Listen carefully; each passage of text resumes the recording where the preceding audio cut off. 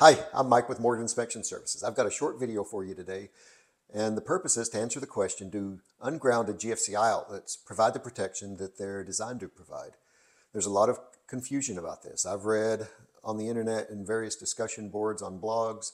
I've been in classes where some people say, yes, they do provide the protection. Others say, no, they don't.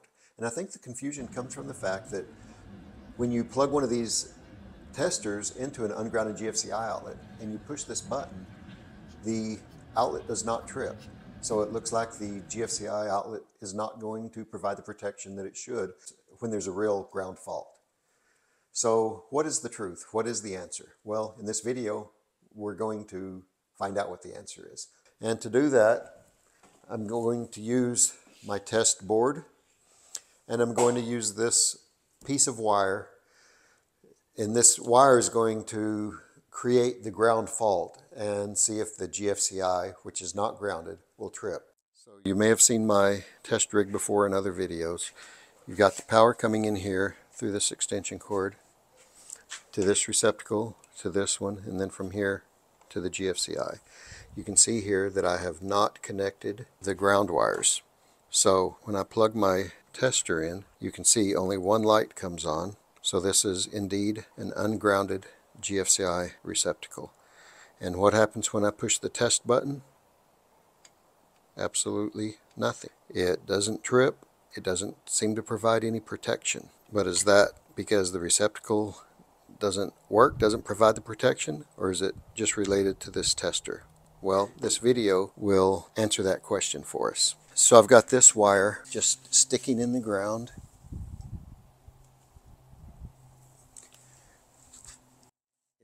The ground has enough conductivity to bleed off a little bit of current and set up a difference in current, or what the GFCI will think is a ground fault. And this end of the wire I'm just going to stick into the hot side of the GFCI, and let's see what happens. Did you hear it click? That GFCI tripped. It detected a ground fault. It tripped to kill power. It is providing the protection. It's doing exactly what it's designed to do. So there you have it. The ungrounded GFCI outlet did trip when it detected a ground fault, even though that ground fault was actually just current going through this piece of wire instead of through a person. It detected the difference in current between the hot and the neutral, and it tripped to prevent somebody from potentially being electrocuted. I think what causes a lot of the confusion about ungrounded GFCI outlets not providing protection is the fact that when you use one of these testers and you use the GFCI test button, the ungrounded GFCIs do not trip. And that's because these testers set up basically a short circuit with a resistor in between, between the hot prong and the ground prong. And if there's no wire connected to the ground of the outlet, and therefore there's no way for current to flow from the hot to the ground prong, then it's not going to sense a difference in current between the hot and the neutral, and it won't sense a ground fault, and it won't trip.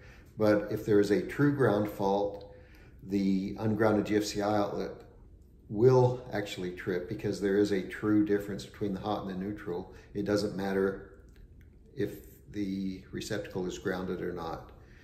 So that is the answer. Ungrounded GFCI outlets do provide the protection.